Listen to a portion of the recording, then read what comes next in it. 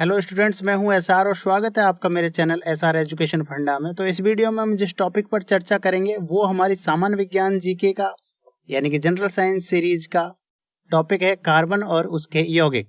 Carbon और carbon के यौगिक यानी कि कार्बन एंड इट्स कंपाउंड्स। इसके पार्ट 2 की स्टडी इस वीडियो में करेंगे। पार्ट 1 की स्टडी आप इससे पहले वीडियो में कर चुके हैं, जिसमें आपने 1 से और 75 तक क्वेश्चन देखे, यानी कि उसमें आपने 75 क्वेश्चंस की स्टडी की। अब मैं पार्ट 2 को कंटिन्यू करने जा रहा हूं, जिसमें क्वेश्चन नंबर 76 से क्वेश्चन नंबर 150 तक होंगे। तो विगत वर्षों में आपने देखा है कि 90 से 95% क्वेश्चंस हैं वो एनसीईआरटी की किताबों से पूछे जाते हैं। ये वीडियो उन सभी एग्जाम्स के लिए महत्वपूर्ण है जिसमें सामान्य विज्ञान के प्रश्न पूछे जाते हैं। हमारी साइंस सीरीज के वीडियो और महत्वपूर्ण क्यों हो जाते हैं? इसलिए महत्वपूर्ण हो जाते हैं क्योंकि इनमें एनसीईआरटी विज्ञान की किताब का चैप्टर वाइज संपूर्ण निचोड़ है। तो शुरू करते हैं कार्बन और उसके यौगिक का पार्ट 2। क्वेश्चन नंबर 76 है, सभी एल्कोहलिक पेय पदार्थों का मुख्य अवयव होता है। जो सारे एल्कोहलिक पेय पदार्थ होते हैं जैसे शराब है, रम है, इनका मुख्य अवयव कौन सा होता है? ये होता है अल्कोहल। यानी कौन सा अल्कोहल होता है? एथेनॉल। ठीक है, एथेनॉल, जिसका फॉर्मूला होता है C2H5OH। नेक्स्ट क्या है, निम्नलिखित में से साधारण चीनी कौन सा है? साधारण चीनी जो हम घरों में उपयोग करते हैं वो कौन सा है? वो होता है सुक्रोज। इसका जो सूत्र होता है वो भी कई बार एग्जाम में पूछा जाता है। इसका सूत्र होता है C12H22O11 C12H22O11। इसे अच्छी तरह याद रख लीजिए, कई बार कई एग्जाम्स में इसका सूत्र भी पूछा गया है। सभी जैव यौगिक का अनिवार्य मूल तत्व कौन सा है? सभी जैव यौगिक यानी कि जीवित जंतु या पादप, इनका अनिवार्य मूल तत्व कौन सा है? इनका अनिवार्य मूल तत्व है कार्बन। निम्नलिखित में से कौन सा एक जहरीला पदार्थ है? जहरीला पदार्थ कौन सा है जो नीचे दिए गए इनमें से? तो ग्लूकोज, एथेनॉल, सुक्रोज ये जहरीले नहीं होते हैं। मिथेनॉल जो होता है यानी कि CH3OH, ये एक जहरीला पदार्थ होता है। निम्नलिखित में से मधुमेह रोगियों को चीनी की जगह मीठे में कौन सा पदार्थ प्रयोग करने के लिए दिया जाता है? मधुमेह के जो रोगी होते हैं यानी कि जिन्हें डायबिटीज होता है, उनको चीनी की जगह कौन सा पदार्थ दिया जाता है? ये दिया जाता है सैकरीन। सैकरीन जो होता है वो चीनी से भी 500-550 गुना मीठा होता है और इसमें ऊर्जा लगभग शून्य होती है, बिल्कुल। तो इसलिए ये डायबिटीज के रोगियों को दिया जाता है। नेक्स्ट क्या है, हाइड्रोकार्बन के अणुभारों के बढ़ते अनुक्रम के अनुसार निम्नलिखित में से कौन सा सही क्रम है? तो यहाँ देखिए दिया क्या है, ऑप्शन में प्रोपेन, ब्यूटेन, एथेन, मेथेन। दूसरा option butane, ethane, propane, methane, फिर मेथेन, एथेन, प्रोपेन, ब्यूटेन, फिर ब्यूटेन, प्रोपेन, एथेन, मेथेन। यानी कि सब में एन आया हुआ है। ठीक है, एन का मतलब एल्केन है सारे के सारे। तो आप पहले एल्केन का देख लीजिए कहाँ से शुरू होता है, जैसे मेथ, एथ, प्रोप, ब्यूट, पेंट, हेक्स। ये इनके आगे जब एल्केन श्रेणी है तो सबके आगे एन लगा दो तो ये सब एल्केन श्रेणी के हो जाएंगे। ये आप देखिए यहाँ पे मेथ मतलब जिसमें कार्बन की संख्या 1 हो। ठीक है, कार्बन की संख्या जिसमें 2 होती है वो एथ कहा जाता है। कार्बन की संख्या 3 मतलब प्रोप, कार्बन की संख्या 4 मतलब ब्यूट, कार्बन की संख्या 5 मतलब है पेंट और कार्बन की संख्या 6 मतलब हेक्स। ठीक है, अणुभार कैसे बढ़ता है इनका? मेथेन से जब आगे बढ़ते हैं, मेथेन, एथेन, प्रोपेन, ब्यूटेन, तो इनका अणुभार बढ़ता जाता है। ठीक है, यानी कि कार्बन की संख्या जैसे जैसे बढ़ती जाएगी, 1 से 2, 2 से 3, 3 से 4, 4 से 5, 5 से 6 कार्बन होते जाएंगे, उस हिसाब से इनके अणुभार जो है लगातार बढ़ते जाएंगे। इसका मतलब क्या हुआ? कार्बन की संख्या बढ़ने पर अणुभार बढ़ेगा। तो अब देख लीजिए, मीथेन का अणुभार सबसे कम होगा, मीथेन से ज्यादा अणुभार होगा एथेन का, एथेन से ज्यादा प्रोपेन और प्रोपेन से ज्यादा ब्यूटेन। तो यहाँ देखिए आंसर क्या हो जाएगा, मीथेन, एथेन, प्रोपेन और ब्यूटेन, यानी कि ऑप्शन सी यहाँ सही आंसर हो जाएगा। प्रथम विश्व युद्ध में निम्नलिखित में से किस एक का रासायनिक युद्ध के रूप में प्रयोग किया गया था? प्रथम जो वर्ल्ड वार था उसमें रासायनिक हथियार के रूप में कौन सी गैस का प्रयोग किया गया था? वो थी मस्टर्ड गैस। कौन सी? Mustard gas. मस्टर्ड गैस का जो रासायनिक नाम है वो क्या है? विस 2-क्लोरोइथाइल सल्फाइड। कई बार पूछ लिया जाता है, याद रखिएगा। सूत्र क्या होता है? C4H8Cl2S, या इसको दूसरी तरह लिखा जा सकता है ClCH2CH2 का होल ट्वाइस और बाहर सल्फाइड, सल्फर बाहर लगा हुआ है एश। ठीक है, ये इसका हुआ सूत्र। नेक्स्ट क्या है? असंतृप्त हाइड्रोकार्बन को संतृप्त हाइड्रोकार्बन में बदलने के लिए संकलन अभिक्रिया अर्थात संयोजन अभिक्रिया में किस उत्प्रेरक का उपयोग किया जाता है? असंतृप्त हाइड्रोकार्बन। असंतृप्त का मतलब है कि उसमें क्या होगा? डबल बॉन्ड पाया जाएगा। ठीक है, इनको संतृप्त हाइड्रोकार्बन में बदलना मतलब कि सिंगल बॉन्ड वाले में बदलना पड़ेगा। ठीक है, इसमें जो उत्प्रेरक यूज आता है वो आता है निकेल। कौन सा? निकेल। यहाँ देखिए, जैसे C डबल बॉन्ड C है, ये क्या है? असंतृप्त हाइड्रोकार्बन है। निकेल के प्रेजेंस में हाइड्रोजन जोड़े जाएंगे। ठीक है, तो ये जो डबल बॉन्ड है वो सिंगल बॉन्ड में परिवर्तित हो जाएगा। और यहाँ देखिए R उतने ही हैं, दोनों ओर लगे हुए हैं। और जो हाइड्रोजन है वो क्या होगा? दोनों कार्बन पे एक एक हाइड्रोजन जुड़ जाएंगे। ठीक, इस अभिक्रिया को क्या कहते हैं? हाइड्रोजन जुड़ना, मतलब हाइड्रोजनीकरण। तो निकेल उत्प्रेरक के प्रेजेंस में जो हाइड्रोजनीकरण होता है उसमें क्या होता है? असंतृप्त हाइड्रोकार्बन संतृप्त हाइड्रोकार्बन बदल जाते हैं। इसी क्वेश्चन को कई बार दूसरी तरह से पूछ लिया जाता है कि हाइड्रोजनीकरण अभिक्रिया में उत्प्रेरक के रूप में क्या प्रयोग होता है? तो आपको ध्यान रखना है क्या होता है? निकेल। नेक्स्ट क्या है? वनस्पति तेलों में साधारणतः लंबी रिक्त स्थान होती है। वनस्पति तेलों में क्या होती है? वनस्पति तेलों में जो असंतृप्त कार्बन श्रृंखला है वो प्राय क्या होती है? लंबी होती है। ये जो खाने के तेल हैं इनमें सभी में क्या रहती है? असंतृप्त कार्बन श्रृंखला होती है और ये खाने के लिए हेल्दी भी होते हैं। जबकि संतृप्त कार्बन श्रृंखला किसमें पाई जाती है? जंतु वसा में पाई जाती है। ये जो संतृप्त कार्बन श्रृंखला है वो नुकसानदायक होती है। नेक्स्ट क्या है? निम्न में से किसका उपयोग इत्र बनाने और स्वाद उत्पन्न करने वाले कारक के रूप में किया जाता है? इत्र बनाने में और स्वाद उत्पन्न करने वाले में किसका उपयोग किया जाता है? एस्टर का। किसका? एस्टर का।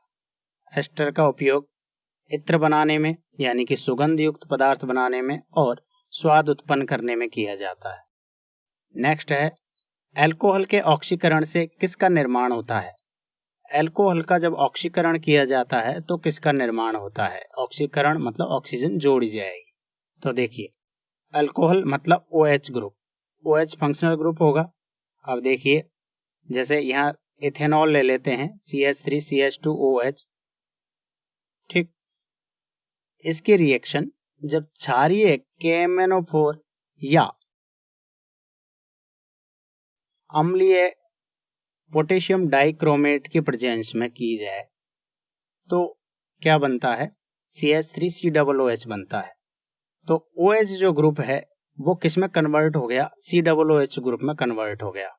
ठीक है, यानी अल्कोहल किस में परिवर्तित हो गया? कार्बोक्सिलिक अम्ल में। तो अल्कोहल के ऑक्सीकरण से किसका निर्माण होता है? कार्बोक्सिलिक अम्ल का। ठीक, और जो KMnO4 और K2Cr2O7 दिए हुए हैं ये होते हैं ऑक्सीकारक। ये क्या काम करते हैं? ये ऑक्सीजन को जोड़ने का काम करते हैं। यानी कि अल्कोहल में क्या जोड़ देंगे? एक ऑक्सीजन जोड़ देंगे और उसका ऑक्सीकरण कर देंगे। तो इस प्रकार से अल्कोहल के ऑक्सीकरण से क्या बनता है? कार्बोक्सिलिक अम्ल। ठीक है, तो ऑप्शन बी सही आंसर हो जाएगा, कार्बोक्सिलिक अम्ल। नेक्स्ट है, सूर्य के प्रकाश की उपस्थिति में मीथेन और क्लोरीन के प्रतिस्थापन अभिक्रिया से क्या बनता है? सनलाइट के प्रेजेंस में जब मीथेन क्लोरीन से रिएक्शन करता है तो देखिए, पहले बनता है CH3Cl यानी कि क्लोरोमीथेन। और यह अभिक्रिया क्या है कि यहां ही नहीं रुकती है, ये क्लोरीन हाइड्रोजन को प्रतिस्थापित करते जाते हैं और तब तक प्रतिस्थापित करते हैं जब तक कि एक भी हाइड्रोजन नहीं बचता, यानी कि पूरी तरह हाइड्रोजन हट जाते हैं और क्लोरीन जुड़ जाती है। तो क्या बन जाता है, 4 हाइड्रोजन की जगह 4 क्लोरीन जुड़ जाती है, CCl4 बन जाता है, यानी कार्बन टेट्रा क्लोराइड। नेक्स्ट है अल्कोहल के निर्जलीकरण से क्या बनता है। अल्कोहल के निर्जलीकरण से क्या बनता है। निर्जलीकरण का मतलब होता है जल का हटना, यानी कि H2O का अणु हट जाएगा उसमें से। तो देखिए CH3CH2OH एथेनॉल ले लिया, ये निर्जलीकरण होता है सांद्र सल्फ्यूरिक अम्ल की प्रेजेंस में। ठीक, तो यहां से जब H2O हट जाएगा, यानी कि 2 H हटेंगे और एक ऑक्सीजन हट जाएगी, तो ये क्या बन जाएगा, CH2 डबल बॉन्ड CH2 बन जाएगा। ठीक है, CH2 डबल बॉन्ड CH2, जहां डबल बॉन्ड आ जाता है इसका मतलब ये क्या हुआ, ईन। ठीक है, तो क्या बनती है, एल्कीन। तो ऑप्शन हो जाएगा आपका बी, अल्कोहल के निर्जलीकरण से क्या बनेगी, एल्कीन। नेक्स्ट है निम्नलिखित में से किसमें एथेनॉल का प्रयोग किया जाता है। एथेनॉल का प्रयोग किसमें किया जाता है, तो ये एक अच्छा कार्बनिक विलायक है। तो ये किस किस में प्रयोग किया जाता है, देखिए कप सिरप में इसका प्रयोग होता है, टिंचर आयोडीन में होता है और टॉनिक में भी इसका प्रयोग होता है। यानी कि तीनों जो ऑप्शन दिए हुए हैं तीनों में प्रयोग होता है। आंसर हो जाएगा उपरोक्त सभी। नेक्स्ट है गन्ने का रस मोलेसस यानी सीरा बनाने के उपयोग में लाया जाता है, जिसका किण्वन करके क्या तैयार किया जाता है। तो जो गन्ने का रस जिससे सीरा बनता है, मोलेसस बनता है, ठीक है, उसके किण्वन से क्या प्राप्त होता है, उसका किण्वन से प्राप्त होता है एथेनॉल। कौन सा, एथेनॉल। अब आपको मैं यहाँ एक चीज और बता देता हूं जो काफी एग्जाम के लिए महत्वपूर्ण है। जो गन्ना होता है वो प्रकाश ऊर्जा को रासायनिक ऊर्जा में परिवर्तन करता है और ये काफी अच्छा स्रोत है प्रकाशीय ऊर्जा को रासायनिक ऊर्जा में परिवर्तित करने का। तो ये भी पूछा जा सकता है कि गन्ना प्रकाश ऊर्जा को कौन सी ऊर्जा में परिवर्तित करता है। तो गन्ना क्या है, प्रकाश ऊर्जा को रासायनिक ऊर्जा में परिवर्तित करता है। नेक्स्ट क्या है, कारखानों में एथेनॉल का विकृतीकरण यानी कि डीनेचर इसको क्यों किया जाता है। एथेनॉल क्या होता है, शराब वगैरह में मिलाया जाता है, यानी कि इसको पिया जाता है। ठीक है, तो इसका दुरुपयोग रोकने के लिए क्या करते हैं, इसमें मिथेनॉल मिला देते हैं जो कि जहरीला होता है, यानी कि उसका विकृतीकरण कर देते हैं, डीनेचर कर देते हैं, ताकि जो मजदूर वर्ग है या जो वर्कर्स हैं वो अल्कोहल को पिए ना। तो ऑप्शन सी सही हो जाएगा, इसे पीने के अनुपयुक्त बनाने के लिए। नेक्स्ट क्या है, एथेनोइक अम्ल को सामान्यतः क्या कहा जाता है। एथेनोइक अम्ल यानी कि CH3COOH, इसे क्या कहा जाता है, इसे सामान्यतः कहा जाता है एसिटिक एसिड, एसिटिक अम्ल, जो कि सिरके में भी पाया जाता है। नेक्स्ट क्या है, ग्लेशियल एसिटिक अम्ल यानी कि एनहाइड्रस एसिटिक एसिड किसे कहा जाता है। एनहाइड्रस का मतलब होता है बिना पानी के, यानी कि पानी की जो मात्रा है वो शून्य होती है। तो क्या हो जाएगा, ग्लेशियल एसिटिक अम्ल, ये हो जाएगा शुद्ध एथेनोइक अम्ल। ठीक है, एसिटिक अम्ल को क्या कहा जाता है, रासायनिक नाम क्या है, एथेनोइक अम्ल। ठीक है, तो आंसर हो जाएगा शुद्ध एथेनोइक अम्ल। नेक्स्ट है निम्न में से कौन सा एक दुर्बल अम्ल है। दुर्बल अम्ल कौन सा है, आंसर दिए हुए हैं हाइड्रोक्लोरिक अम्ल, नाइट्रिक अम्ल, एसिटिक अम्ल और सल्फ्यूरिक अम्ल। हाइड्रोक्लोरिक अम्ल मतलब HCl, नाइट्रिक अम्ल मतलब HNO3, एसिटिक अम्ल मतलब CH3COOH और सल्फ्यूरिक अम्ल मतलब H2SO4। तो देखिए HCl, HNO3 ये अकार्बनिक अम्ल होते हैं और H2SO4 भी अकार्बनिक अम्ल होता है। ठीक है, यानी कि इनऑर्गेनिक एसिड्स होते हैं। और CH3COOH जो होता है ये कार्बनिक अम्ल होता है।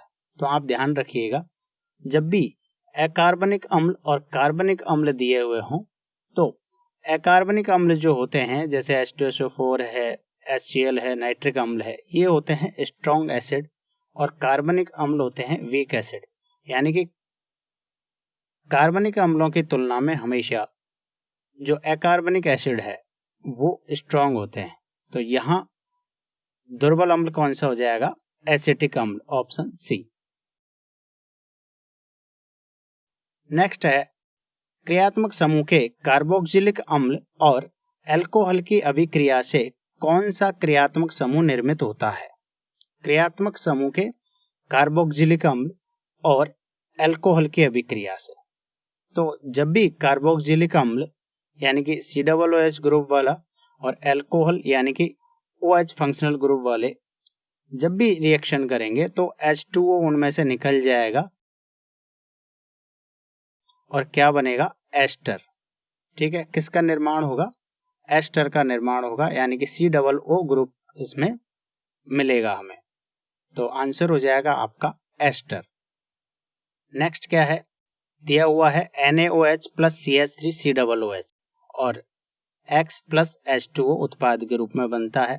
पूछा क्या है? उपरोक्त अभिक्रिया में X क्या है? X क्या है? तो देखिए, सोडियम हाइड्रोक्साइड, NaOH क्या है? क्षार है, और CH3COOH क्या है? ये एसिटिक अम्ल है, तो ये अम्ल है। तो क्षार और अम्ल की अभिक्रिया हमने पढ़ी थी अम्ल, क्षार और लवण वाले चैप्टर में। क्षार और अम्ल जब भी रिएक्शन करते हैं तो क्या बनता है? लवण और जल। क्या बनता है? लवण और जल। तो यहां पर भी NaOH और CH3COOH की रिएक्शन होगी तो लवण और जल बनेगा, यानी CH3COONA प्लस H2O बनेगा। ठीक है, ये CH3COONA क्या है? एसिटिक अम्ल का सोडियम लवण है, यानी कि इसे क्या कहेंगे? Sodium acetate. तो आंसर क्या हो जाएगा आपका? ऑप्शन डी, CH3COONA लवण बनेगा। X की जगह क्या आएगा? CH3COONA। नेक्स्ट क्या है? एसिटिक अम्ल की अभिक्रिया यदि धातु कार्बोनेट या बाइकार्बोनेट के साथ करवाई जाए तो कौन सी गैस उत्सर्जित होगी? अम्ल जब भी धातु कार्बोनेट या बाइकार्बोनेट से रिएक्शन करते हैं तो चाहे वो इनऑर्गेनिक एसिड हो यानी कि अकार्बनिक अम्ल हो या कार्बनिक अम्ल हो, क्या बनता है? लवण बनता है, कार्बन डाइऑक्साइड निकलती है और जल बनता है। ठीक है, तो देखिए CH3COOH जब धातु कार्बोनेट, M का मतलब मेटल यानी धातु है, मेटल कार्बोनेट से रिएक्शन करेगा तो क्या बनेगा? CH3COOM, M का मतलब धातु, प्लस कार्बन डाइऑक्साइड और जल। ठीक है, तो गैस कौन सी उत्सर्जित होती है? Carbon dioxide. तो यहां पे पूछा है कौन सी गैस उत्सर्जित होती है? आंसर हो जाएगा आपका option A, carbon dioxide gas. पानी की कठोरता किसके कारण होती है? पानी की कठोरता ऑप्शन दे रखा है calcium chloride, calcium sulphate, magnesium chloride और मैग्नीशियम सल्फेट। तो धातु के क्लोराइड और धातु के जो सल्फेट होते हैं ये दोनों स्थायी कठोरता के लिए उत्तरदायी होते हैं पानी की। और कैल्शियम और मैग्नीशियम बाइकार्बोनेट दिया हुआ है ऑप्शन सी, ये जो होते हैं दोनों बाइकार्बोनेट ये अस्थायी कठोरता के लिए उत्तरदायी होते हैं। तो कैल्शियम और मैग्नीशियम के क्लोराइड और जो सल्फेट होते हैं वो स्थायी कठोरता के लिए उत्तरदायी होते हैं, और इनके जो बाइकार्बोनेट्स होते हैं वो अस्थायी कठोरता के लिए उत्तरदायी होते हैं। यहाँ पूछा है पानी की कठोरता, तो कठोरता तो दोनों ही प्रदान करते हैं। तो आंसर हो जाएगा आपका साबुन के अणु लंबी श्रृंखला वाले कार्बोक्सिलिक अम्लों के रिक्त स्थान होते हैं। साबुन के जो अणु होते हैं वो लंबी श्रृंखला वाले कार्बोक्सिलिक अम्लों के सोडियम और पोटेशियम लवण होते हैं। कौन से होते हैं? सोडियम और पोटेशियम लवण। होता क्या है, जैसे ये कार्बोक्सिलिक अम्ल है, इसमें से H को रिप्लेस कर देते हैं सोडियम और पोटेशियम, और क्या बना लेते हैं? सोडियम और पोटेशियम के लवण बना लेते हैं। ठीक है, ये होते हैं आपके साबुन। तो आंसर हो जाएगा ऑप्शन डी। नेक्स्ट है साबुन के अणु का वह सिरा जो हाइड्रोकार्बन में विलय होता है उसे क्या कहते हैं? साबुन के अणु का वो सिरा जो हाइड्रोकार्बन में विलय होता है यानी कि पानी में विलय नहीं होता, ठीक है, उसे क्या कहते हैं? उसे कहते हैं जल विरागी सिरा, यानी कि वो जल को रिपेल करेगा यानी प्रतिकर्षित करेगा, जल को हटाएगा दूर, यानी जल से दूर भागेगा।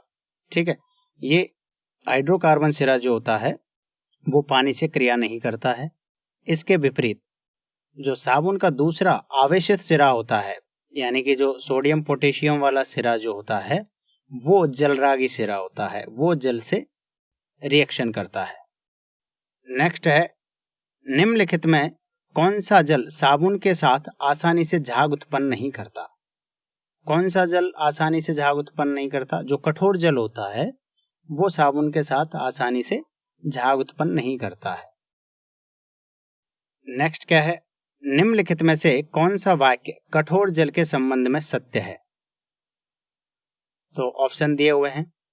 कठोर जल साबुन के साथ झाग उत्पन्न नहीं करता, बिल्कुल सही है। ऑप्शन बी दिया हुआ है, जल की स्थायी कठोरता कैल्शियम और मैग्नीशियम क्लोराइड व सल्फेट लवण घुले रहने के कारण होती है, तो बिल्कुल सही है। कैल्शियम मैग्नीशियम के जो क्लोराइड और सल्फेट लवण होते हैं उनके कारण स्थायी कठोरता होती है। ऑप्शन सी क्या दिया हुआ है, पानी की अस्थायी कठोरता कैल्शियम और मैग्नीशियम के बाइकार्बोनेट घुले रहने के कारण होती है, ये भी बिल्कुल सही है। जो पानी की अस्थायी कठोरता होती है वो कैल्शियम मैग्नीशियम के जो बाइकार्बोनेट्स होते हैं उनके कारण होती है, बाइकार्बोनेट्स के कारण। तो यहाँ पे तीनों के तीनों ऑप्शन सही हैं, तो आंसर हो जाएगा आपका उपरोक्त सभी। नेक्स्ट है, अपमार्जक द्वारा कठोर जल के साथ झाग उत्पन्न करने का क्या कारण है? देखिए, साबुन जो है वो कठोर जल के साथ झाग उत्पन्न नहीं करते, जबकि अपमार्जक जो डिटर्जेंट होते हैं वो कठोर जल के साथ झाग उत्पन्न कर लेते हैं। उसका कारण होता है अपमार्जक में सल्फोनिक अम्ल के कैल्शियम और मैग्नीशियम लवण जल में घुलनशील होते हैं। तो देखिए, अंतर बता देता हूं मैं आपको यहाँ पे साबुन और डिटर्जेंट में। साबुन कठोर जल के साथ झाग क्यों नहीं देते हैं, तो देखिए, और डिटर्जेंट झाग क्यों देते हैं? तो देखिए, साबुन इस तरह की एक लंबी श्रृंखला से जुड़ा होता है, COONA COOK, यानी कि ये लंबी श्रृंखला में कार्बोक्सिलिक अम्ल के सोडियम और पोटेशियम लवण होते हैं साबुन। तो साबुन को जब कठोर जल में यूज किया जाता है तो क्या होता है, ये जो कैल्शियम मैग्नीशियम है ये क्या करते हैं, सोडियम और पोटेशियम को रिप्लेस कर देते हैं, और यहाँ क्या बन जाता है, इनका लवण बन जाता है। कैल्शियम लवण बना लेगा, यानी कि इसकी दो श्रृंखला जो है वो कैल्शियम के साथ जुड़ जाएगी। इसी तरीके से दो साबुन की जो श्रृंखला है वो मैग्नीशियम के साथ जुड़ जाएगी, और ये क्या बन जाएगा, एक कॉम्प्लेक्स बन जाएगा, और ये जल के साथ क्या रहता है, अघुलनशील रहता है। जबकि जब ये कठोर नहीं होता है तब क्या होता है, साबुन की जो लंबी श्रृंखला है वो जैसे डर्ट है, ऑयल है, उसको इस प्रकार से बांधे रखती है। बीच में ये जो आप गोला देख रहे हो, ठोस गोला सा, ठीक है, ये इस तरीके से मैल का गोला है, ठीक है, उसमें हाइड्रोकार्बन इस तरीके से जुड़ जाते हैं, और जो आवेशित सिरा है जो सोडियम पोटेशियम वाला वो जल की ओर रहता है, इसे कहते हैं मिशेल, ठीक है। तो ये साबुन इस प्रकार से मैल को निकाल देता है। लेकिन कठोर जल में क्या होता है, ये कैल्शियम मैग्नीशियम के साथ रिएक्शन कर लेता है और ये मिसेल नहीं बन पाता है। तो ये कारण है कि साबुन क्या करता है, हार्ड वाटर में मिसेल नहीं बना पाता है, कैल्शियम और मैग्नीशियम के अघुलनशील लवण बना लेता है और कपड़ों को साफ नहीं कर पाता है, या फिर बहुत ज्यादा साबुन की हमें जरूरत पड़ती है। जबकि देखिए, डिटर्जेंट में क्या होता है, डिटर्जेंट में क्या होता है, जो लंबी श्रृंखला होती है उसमें सोडियम और पोटेशियम के सल्फोनिक लवण होते हैं, ठीक है। ये सल्फोनिक लवण क्या करते हैं, ये वहां की तरह अघुलनशील लवण नहीं बनाते। कैसा बनाते हैं, घुलनशील बनाते हैं, ठीक है। और इसी कारण से क्या होता है, ये झाग देते हैं और ज्यादा प्रभावी होते हैं पानी में। तो ये कारण है साबुन की जगह डिटर्जेंट ज्यादा प्रभावी क्यों होता है। नेक्स्ट है, 1984 की भोपाल गैस त्रासदी किस संयंत्र से संबंधित है? 1984 में जो भोपाल गैस त्रासदी हुई थी, जिसमें कि MIC मिथाइल आइसोसाइनेट लीक हुई थी गैस, वो किस संयंत्र से संबंधित है?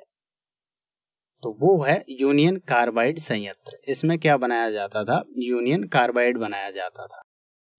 नेक्स्ट क्या है, छपाई में प्रयुक्त की जाने वाली काली स्याही निम्नलिखित में से किससे प्राप्त की जाती है? छपाई में जो काली स्याही होती है वो कहां से प्राप्त की जाती है? वो की जाती है मीथेन से प्राप्त, यानी कि मीथेन के दहन से प्राप्त की जाती है, जिससे जो काला काला अवक्षेप मिलता है वो काली स्याही बनाने के काम आता है। नेक्स्ट है, तंबाकू में पाए जाने वाला पदार्थ कौन सा होता है जो कि स्वास्थ्य के लिए हानिकारक है। तंबाकू में कौन सा पदार्थ पाया जाता है जो स्वास्थ्य के लिए हानिकारक होता है? इसमें पाया जाता है निकोटिन, ऑप्शन डी। निम्नलिखित में से कौन सा रसायन फल पकाने में सहायता करता है? फल पकाने में कौन सा रसायन सहायता करता है? ये होता है इथेफॉन। कौन सा? इथेफॉन। नेक्स्ट क्या है, निम्नलिखित गैस मिश्रण में से कौन सा गैस वेल्डिंग के लिए प्रयुक्त किया जाता है? गैस वेल्डिंग के लिए कौन सा प्रयुक्त किया जाता है मिश्रण? गैस वेल्डिंग में प्रयुक्त किया जाता है C2H2 प्लस O2। C2H2 क्या है? एसिटिलीन, यानी एसिटिलीन और ऑक्सीजन का मिश्रण। तो आंसर हो जाएगा आपका ऑप्शन बी, ऑक्सीजन और एसिटिलीन।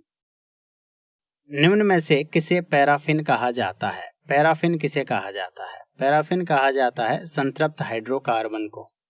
संतृप्त हाइड्रोकार्बन का मतलब होता है जिनमें केवल सिंगल बॉन्ड पाए जाते हों, डबल और ट्रिपल बॉन्ड नहीं होते, यानी एकल बंध पाए जाते हैं। और एकल बंध किन में पाए जाते हैं? एल्केन में। तो आंसर हो जाएगा आपका पैराफिन कौन है?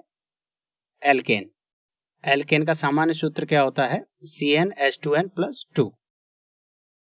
नेक्स्ट है, निम्न में से बेंजीन का सूत्र है। बेंजीन का सूत्र कौन सा होता है? तो देखिए, बेंजीन होता है इस तरह से, 6 कार्बन हेक्सागोनल जुड़े हुए होते हैं षटकोणीय स्थिति में। तो देखिए, हर एक कार्बन पे एक एक हाइड्रोजन जुड़ा हुआ होता है और डबल बॉन्ड की स्थिति कैसे रहती है? एक बंध को छोड़ के, यानी कि अल्टरनेटिव बॉन्ड्स पर रहती है। ठीक है, अब यहाँ देखिए आप, इसका सूत्र क्या हो जाएगा? यहाँ कितने हैं? 6 कार्बन है। ठीक है, और हाइड्रोजन कितने हैं? हाइड्रोजन भी कितने? 6 है। तो इसका सूत्र हो जाएगा C6H6, C6H6, option A. Next है, एथीन में कुल कितने पाई बॉन्ड उपस्थित होते हैं? एथीन में पाई बंध कितने होते हैं? तो एथीन, इसका फॉर्मूला होता है C2H4। तो इसको इस तरीके से लिखा जा सकता है, C डबल बॉन्ड C, बाकी दो हाइड्रोजन दोनों पे जोड़ दीजिए। ठीक, अब यहाँ देखिए सिग्मा बॉन्ड कितने हैं? यहाँ देखो, जो H जुड़े हुए हैं वो सब सिग्मा बॉन्ड है, और डबल बॉन्ड में एक सिग्मा बॉन्ड है और एक पाई बॉन्ड है। तो यहाँ पूछा है हमें कितने पाई बॉन्ड है, तो पाई बॉन्ड सिर्फ एक ही होगा एथीन में। तो आंसर हो जाएगा आपका ऑप्शन सी। सिग्मा बॉन्ड पूछे जाए तो सिग्मा बॉन्ड कितने हैं? यहाँ पे 5 हैं, तो सिग्मा बॉन्ड 5 और पाई बॉन्ड 1। नेक्स्ट है, बेंजीन में कुल कितने सिग्मा बॉन्ड तथा पाई बॉन्ड क्रमशः उपस्थित होते हैं? सिग्मा और पाई बॉन्ड बताने हैं आपको बेंजीन में। बेंजीन का स्ट्रक्चर क्या होता है? ये होता है इस प्रकार से, हेक्सागोनल, एक एक हाइड्रोजन जुड़े होते हैं और 3 डबल बॉन्ड होते हैं। ठीक है, तो पाई बॉन्ड देखिए, हर एक डबल बॉन्ड में एक पाई बॉन्ड होगा। ठीक है, तो पाई बॉन्ड कितने हो गए? पाई बॉन्ड हो गए आपके 3। अब सिग्मा बॉन्ड गिन लीजिए, हर एक हाइड्रोजन जो जुड़ा हुआ है वो सब सिग्मा बॉन्ड से जुड़े हुए हैं। सिग्मा बॉन्ड के यहाँ के अलावा देखिए, जो कार्बन कार्बन जुड़ी हुई है, सब एक एक बॉन्ड जो जुड़े हुए हैं ये सब सिग्मा बॉन्ड हैं। ये क्या है? देखिए, प्लस डबल बॉन्ड में भी एक एक सिग्मा बॉन्ड है, तो ये भी यहाँ भी कार्बन के बीच में कितने हो गए? 6 सिग्मा बॉन्ड हो गए। तो टोटल सिग्मा बॉन्ड कितने हो गए आपके? 12, 6 हाइड्रोजन के साथ और 6 आपस में कार्बन के बीच में।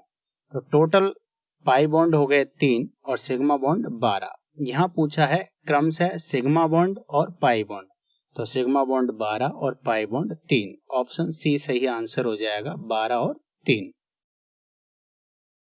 निम्नलिखित में से वह यौगिक जो ओजोन क्षरण में मुख्य भूमिका निभाता है? ओजोन क्षरण में मुख्य भूमिका कौन सा निभाता है?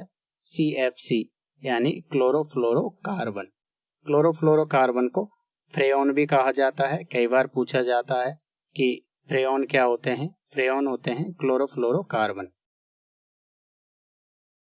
नेक्स्ट क्या है? परिशुद्ध अल्कोहल यानी कि एथेनॉल में जल की मात्रा कितनी होती है? परिशुद्ध, परिशुद्ध का मतलब क्या है?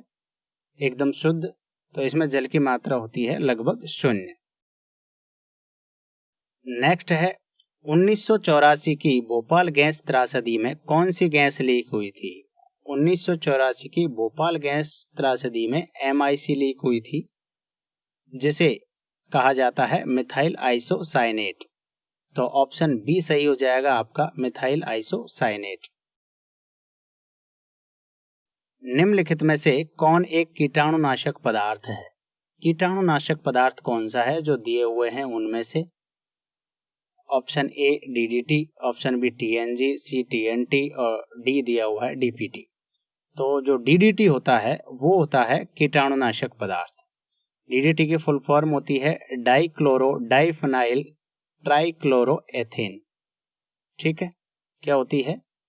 Dichloro diphenyl ट्राइक्लोरोएथेन। TNG क्या होता है? TNG होता है ट्राइनाइट्रोग्लिसरीन। TNT क्या होता है? TNT होता है ट्राइनाइट्रोटोलुइन।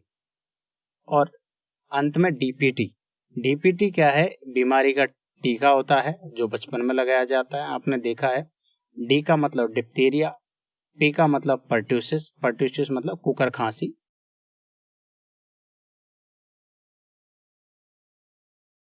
और T का मतलब टिटनेस। ठीक है, तो DPT क्या है? टीका है।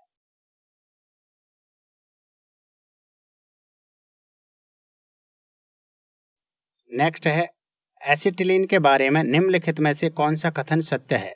एसिटिलीन के बारे में ऑप्शन ए दिया हुआ है, यह वेल्डिंग उद्योग में प्रयोग की जाती है, तो बिल्कुल सही है। ऑक्सीजन और इसका मिश्रण जो है वो वेल्डिंग में यूज किया जाता है। ऑप्शन बी है, यह प्लास्टिक का निर्माण करने में उपयुक्त कच्चा माल है, तो ये भी बिल्कुल सही है। PVC में जो विनाइल क्लोराइड बनाया जाता है वो एसिटिलीन के सहयोग से ही बनाया जाता है। और ऑप्शन सी क्या है, यह फल पकाने में प्रयुक्त की जाती है, तो ये भी बिल्कुल सही है। एसिटिलीन फल पकाने में प्रयुक्त की जाती है, तो आंसर हो जाएगा उपरोक्त सभी। नेक्स्ट है निम्नलिखित में से कौन सी ग्रीन हाउस गैस नहीं है? ग्रीन हाउस गैस कौन सी नहीं है? ऑप्शन दिया हुआ है कार्बन डाइऑक्साइड, ये तो ग्रीन हाउस गैस है। मीथेन और क्लोरोफ्लोरोकार्बन, ये भी ग्रीन हाउस गैस है। नाइट्रस ऑक्साइड और ओजोन, ये भी ग्रीन हाउस गैस हैं। तो ऑक्सीजन, ऑक्सीजन जो है वो ग्रीन हाउस गैस नहीं है। ठीक है, तो ग्रीन हाउस गैस कौन कौन सी हो गई? Carbon dioxide, methane, chlorofluorocarbon, nitrous oxide और ओजोन। नेक्स्ट क्या है, निम्नलिखित में से ऐसा कौन सा यौगिक है जिसे एरोमेटिक यौगिकों का जन्मदाता माना जाता है? एरोमेटिक यौगिकों का जन्मदाता माना जाता है बेंजीन को। बेंजीन को इस तरह से शो किया जा सकता है हेक्सागोनल, और बीच में आप ये गोला बना दीजिए। C6H6 इसका फॉर्मूला भी आप याद रख सकते हैं। नेक्स्ट है निम्नलिखित में से किसका उपयोग निश्चेतक के रूप में किया जाता है? निश्चेतक के रूप में यानी कि बेहोश करने के काम में जिसका यूज किया जाता है। तो आयोडोफॉर्म तो बेहोश करने के काम नहीं आता है। दूसरा ऑप्शन है क्लोरोफॉर्म, ये बिल्कुल निश्चेतक के रूप में यूज किया जाता है। और डाइइथाइल ईथर, ये भी निश्चेतक के रूप में यूज किया जाता है। तो आंसर हो जाएगा आपका बी और सी दोनों, क्लोरोफॉर्म और डाइइथाइल ईथर। नेक्स्ट है अंगूर में कौन सा अम्ल पाया जाता है? अंगूर में कौन सा अम्ल पाया जाता है? जो नीचे दिए हुए हैं इनमें से। तो अंगूर में जो नीचे दिए हुए हैं उनमें से पाया जाता है टार्टरिक एसिड। एक्चुअल में अंगूर में दो अम्ल पाए जाते हैं। कौन कौन से पाए जाते हैं? एक तो होता है टार्टरिक एसिड और दूसरा होता है मैलेइक एसिड, मैलेइक अम्ल। ठीक है, तो ये भी आपको ध्यान रखने हैं। अंगूर में कितने अम्ल पाए जाते हैं? दो, टार्टरिक अम्ल और मैलेइक अम्ल।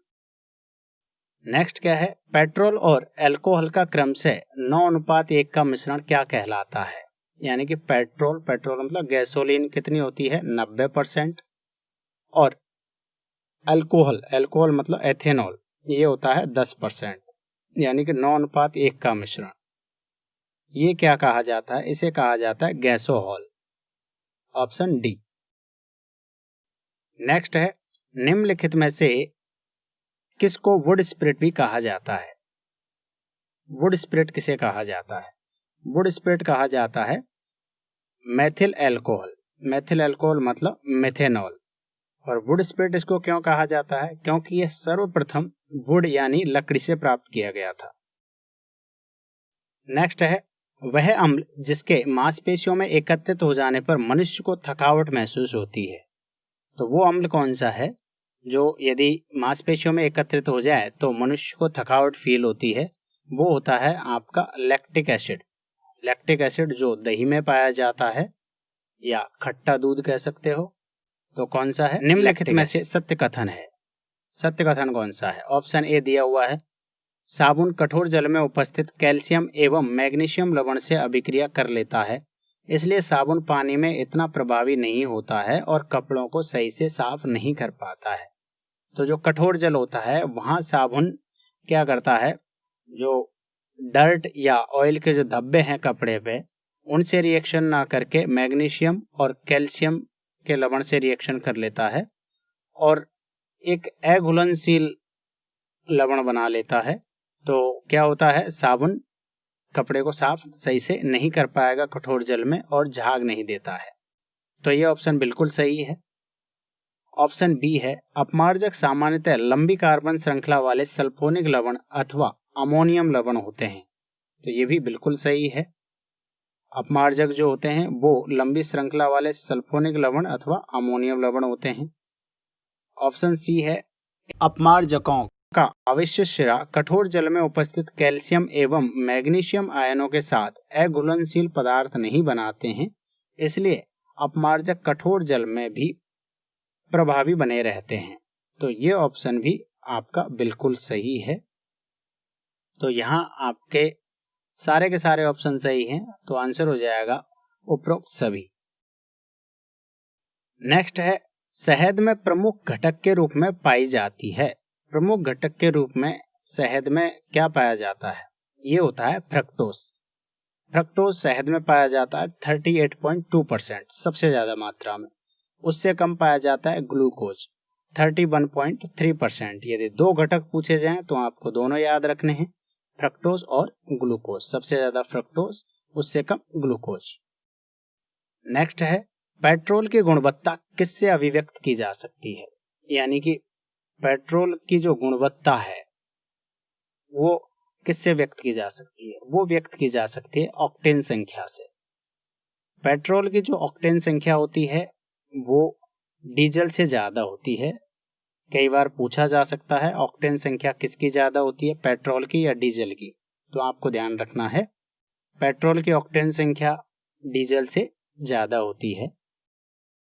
नेक्स्ट क्या है, खदानों में अधिकांश विस्फोट होते हैं। जो खदान होती है उनमें अधिकांश विस्फोट क्यों होते हैं?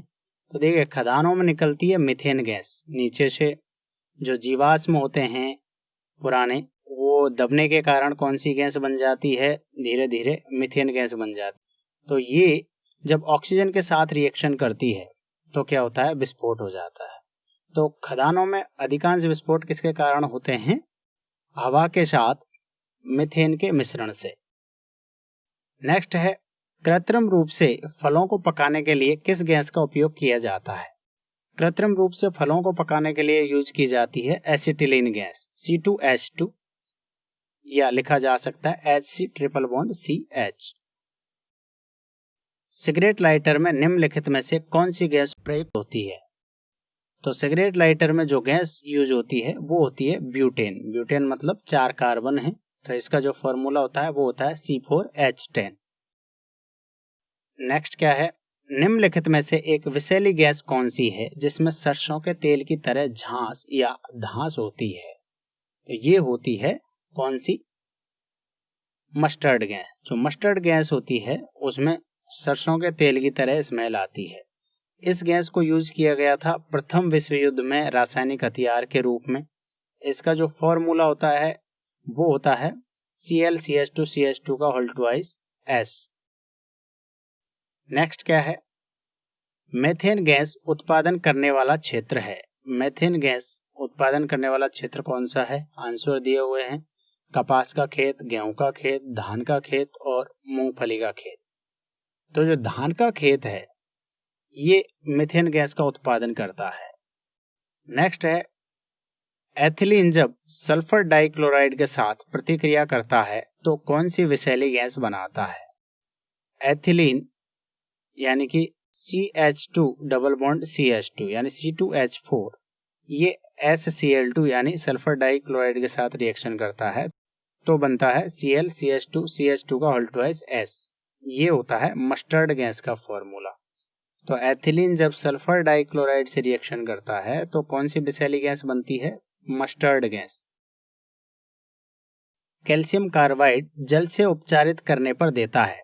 कैल्शियम कार्बाइड जब जल से रिएक्शन करता है तो क्या देता है? एसिटिलीन। कौन सी गैस? एसिटिलीन। नेक्स्ट है निम्नलिखित में से शल्य क्रिया ऑपरेशन में कौन सा एक एनेस्थेटिक एजेंट नहीं है? एनेस्थेटिक एजेंट मतलब टेम्पोरेली बेहोश करने वाला जो एजेंट है वो कौन सा है जो अस्थायी बेहोशी लाए? तो ऑप्शन में दिया हुआ है ऑप्शन ए क्लोरोफॉर्म, ये बिल्कुल एनेस्थेटिक एजेंट है। नाइट्रस ऑक्साइड ये भी है, और ईथर, ये तीनों ऑप्शन जो हैं ये एनेस्थेटिक एजेंट है, इन्हें यूज किया जाता है।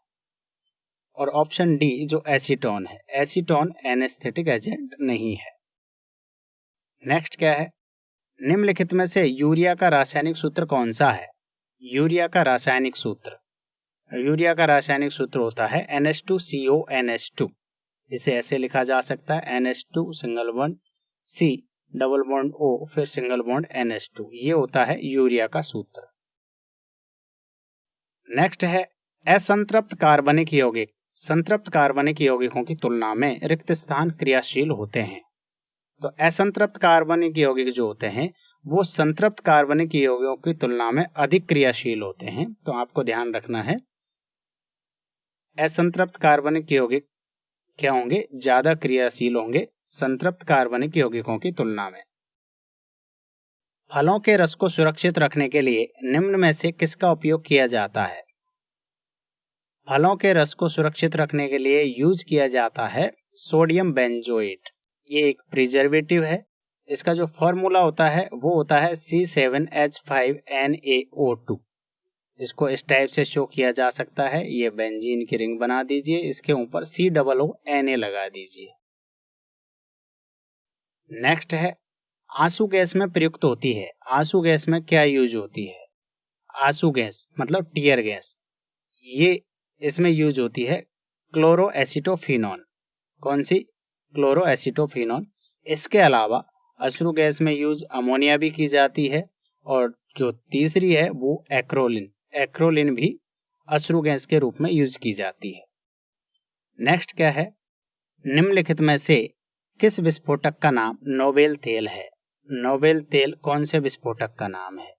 ये होता है TNG। TNG का मतलब ट्राई नाइट्रोग्लिसरीन। ये रंगहीन ऑयली टाइप का होता है, इसलिए इसको नोबेल तेल कहा जाता है। इसका प्रयोग कहाँ है? इसका प्रयोग किया जाता है डायनामाइट में। डायनामाइट क्या होते हैं? विस्फोटक होते हैं। ठीक है, चलिए नेक्स्ट क्या है? बुलेट प्रूफ पदार्थ बनाने के लिए निम्नलिखित में से कौन सा बहुलक प्रयोग होता है? बुलेट प्रूफ पदार्थ बनाने के लिए पॉलीकार्बोनेट का यूज किया जाता है। ऑप्शन डी सही हो जाएगा, पॉलीकार्बोनेट। नेक्स्ट है फलों का मधुर स्वाद किसके कारण होता है? फलों का जो मधुर स्वाद है वो होता है फ्रक्टोज के कारण। किसके कारण? फ्रक्टोज के कारण। निम्नलिखित में से कौन सा एंजाइम ग्लूकोज को एथेनॉल में परिवर्तन करने के लिए प्रेरित करता है? तो ग्लूकोज को एथेनॉल में कौन सा एंजाइम परिवर्तित करता है? वो होता है जाइमेज। जाइमेज, ऑप्शन ए। प्राकृतिक रूप से कहाँ पाया जाता है? ये यीस्ट में पाया जाता है। तो ये भी आपको याद रखना है, पूछा जा सकता है। जाइमेज प्राकृतिक रूप से कहाँ पाया जाता है? यीस्ट में। निम्न में से यूरिया किसकी अभिक्रिया से प्राप्त किया जाता है? यूरिया किसकी अभिक्रिया से प्राप्त किया जाता है? ये प्राप्त किया जाता है कार्बन डाइऑक्साइड तथा अमोनिया के रिएक्शन से, यानी कि CO2 प्लस NH3 से। कपड़ों से जंग के धब्बे हटाने के लिए प्रयोग किया जाता है। कपड़ों से जंग के जो धब्बे हैं वो ऑक्जेलिक अम्ल से हटाए जा सकते हैं। किससे? ऑक्जेलिक अम्ल से। यदि इसका फॉर्मूला पूछा जाए तो क्या होता है? COOH single bond COOH। इसे लिखा जा सकता है C2H2O4। नेक्स्ट क्या है? निम्नलिखित में से किसे पैराफिन कहा जाता है? तो पैराफिन हमने पढ़ा था एल्केन को कहा जाता है, जिनका सामान्य सूत्र होता है CnH2n+2। ये कैसे होते हैं? संतृप्त हाइड्रोकार्बन होते हैं। तो पैराफिन कहा जाता है संतृप्त हाइड्रोकार्बन को। नेक्स्ट क्या है? यूरिया में नाइट्रोजन की मात्रा कितनी होती है? यूरिया में नाइट्रोजन की मात्रा कितनी होती है? तो यूरिया का आपको फॉर्मूला मालूम होना चाहिए नाइट्रोजन की परसेंट निकालने के लिए। तो इसका फॉर्मूला होता है NH2CO NH2। लिखा जा सकता है NH2 का होल ट्वाइस, 2 बार NH2 आया है और बाहर CO लिख देंगे। तो देखिए नाइट्रोजन का जो परमाणु द्रव्यमान होता है वो होता है 14, हाइड्रोजन का 1, कार्बन का 12 और ऑक्सीजन का 16। अब इनकी वैल्यूज रख दीजिए और इन्हें कैलकुलेट कर लीजिए। यहाँ जो ब्रैकेट है उसमें नाइट्रोजन का कितना है? 14 प्लस हाइड्रोजन का 1 है, तो 1 मल्टीप्लाइड 2 से कर दीजिए, 2 हाइड्रोजन है अंदर और ब्रैकेट के बाहर 2 लगा दीजिए, प्लस कार्बन का 12 प्लस ऑक्सीजन का 16 हो जाएगा। ठीक है, अब इसे सॉल्व कर लीजिए। सॉल्व करेंगे तो टोटल जो मॉलिक्यूलर वेट है यूरिया का वो आ जाता है 60। ठीक है, अब नाइट्रोजन का देखिए, नाइट्रोजन कितनी है यूरिया में? 2 है, तो इनका हो जाएगा 28। अब परसेंटेज निकाल लीजिए, तो क्या हो जाएगा? 28/60 मल्टीप्लाइड बाई 100। ठीक है, जब इसे सॉल्व करेंगे तो आता है 46.6, 46.6। तो आंसर दिया हुआ है 46%। तो ऑप्शन डी सही हो जाएगा। कितना? यूरिया में नाइट्रोजन कितनी होती है? 46%। नेक्स्ट है निम्नलिखित में से द्रव ईंधन का उदाहरण कौन सा है? द्रव ईंधन यानी कि लिक्विड फ्यूल कौन सा है? तो देखिए ऑप्शन ए अल्कोहल, फिर दिया है मिट्टी का तेल, फिर दिया हुआ है द्रव हाइड्रोजन। तो अल्कोहल, मिट्टी का तेल और द्रव हाइड्रोजन ये तीनों के तीनों जो हैं ये द्रव ईंधन है। ठीक है, तो आंसर हो जाएगा आपका ऑप्शन डी उपरोक्त सभी। निम्नलिखित में से बायोगैस के मुख्य घटक हैं। बायोगैस के मुख्य घटक कौन कौन से होते हैं? तो बायोगैस के मुख्य घटक होते हैं मीथेन और कार्बन डाइऑक्साइड। ये बायोगैस में सबसे ज्यादा मात्रा में पाए जाते हैं। मीथेन मतलब इसका फॉर्मूला होता है CH4 और कार्बन डाइऑक्साइड मतलब CO2। ठीक है, तो CH4 कितना होता है? मीथेन 55% और कार्बन डाइऑक्साइड इसमें पाया जाता है 35% के आसपास। ठीक है, तो बायोगैस के मुख्य घटक हुए मीथेन और कार्बन डाइऑक्साइड। कार्बन की सर्वाधिक प्रतिशतता किस कोयले में पाई जाती है? काफी इंपॉर्टेंट क्वेश्चन है, कई एग्जाम में कोयले से रिलेटेड क्वेश्चंस पूछे जाते हैं। तो सबसे ज्यादा कार्बन की प्रतिशतता पाई जाती है किसमें? एंथ्रासाइट में। एंथ्रासाइट जो कोयला होता है उसमें कार्बन की प्रतिशतता सबसे ज्यादा होती है। कोयले कितने प्रकार के होते हैं? 4 प्रकार के होते हैं। कौन कौन से? एंथ्रासाइट, बिटुमिनस, लिग्नाइट और पीट। अब इसमें कार्बन की परसेंटेज का जो क्रम होता है वो कैसे होता है? सबसे ज्यादा होती है एंथ्रासाइट में, उससे कम कार्बन की परसेंटेज होती है बिटुमिनस में, उससे कम लिग्नाइट में और सबसे कम कार्बन की परसेंटेज किसमें होती है? पीट में। ठीक है, यदि जलने पर राख सबसे ज्यादा कौन सा देगा ये पूछा जाता है तो आप ध्यान रखिएगा, सबसे ज्यादा राख देगा पीट और सबसे कम राख कौन सा देगा? एंथ्रासाइट। ठीक है, तो थैंक यू दोस्तों, ये था कार्बन और उसके यौगिक का पार्ट 2। यहाँ होता है आपका इस टॉपिक का एंड।